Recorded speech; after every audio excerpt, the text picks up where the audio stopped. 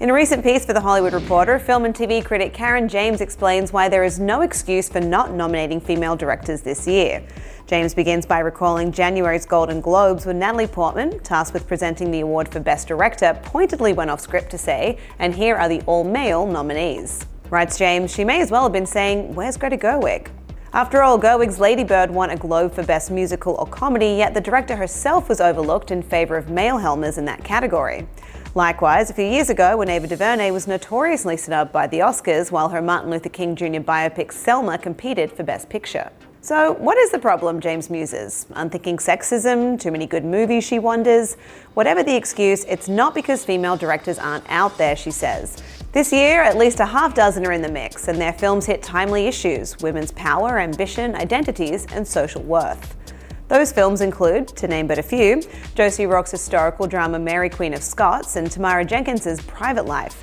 Both films depict women at all ages, while Melissa McCarthy plays a middle-aged writer in Marielle Heller's Can You Ever Forgive Me, and Thomasin McKenzie is an adolescent coming into her own in Deborah Granick's Leave No Trace. Says James of these offerings, they reinvent genres and turn gender stereotypes upside down. Meanwhile, in Suzanne Bier's action thriller Bird Box, Sandra Bullock plays an emotionally detached mother, and Nicole Kidman plays a guilt-ridden bad cop in Karen Kusama's Destroyer, a role that is usually reserved for male actors. Plus, Mimi Leader's courtroom drama On the Basis of Sex depicts the early career of Supreme Court Justice Ruth Bader Ginsburg, undoubtedly one of today's most inspiring real-life heroines.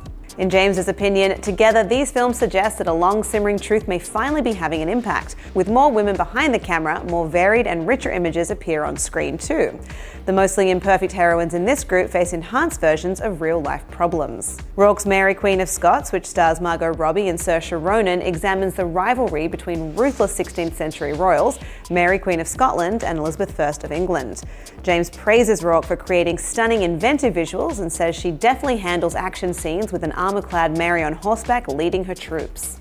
However, James warns there is no mistaking these queens for male leaders. They are treated skeptically or dismissively by lower-ranking men. No wonder they are utterly cruel to each other, as the film depicts the self-preservation that, in a royal court or a corporate boardroom, often pits women against one another.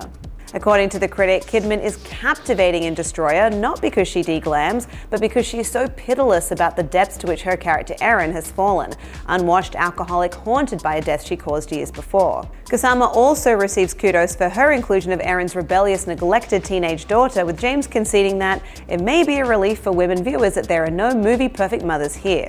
James goes on to call Bier's Bird Box a high-voltage apocalyptic thriller and applauds McCarthy and Heller for making McCarthy's washed-up writer character in Can You Ever Forgive Me sympathetic in her desperation. However, James laments such quirky films and little indies often have a tough time in awards races.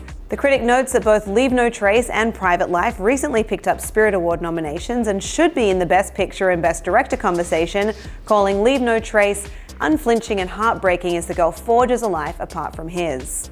And when it comes to On the Basis of Sex, James has this to say.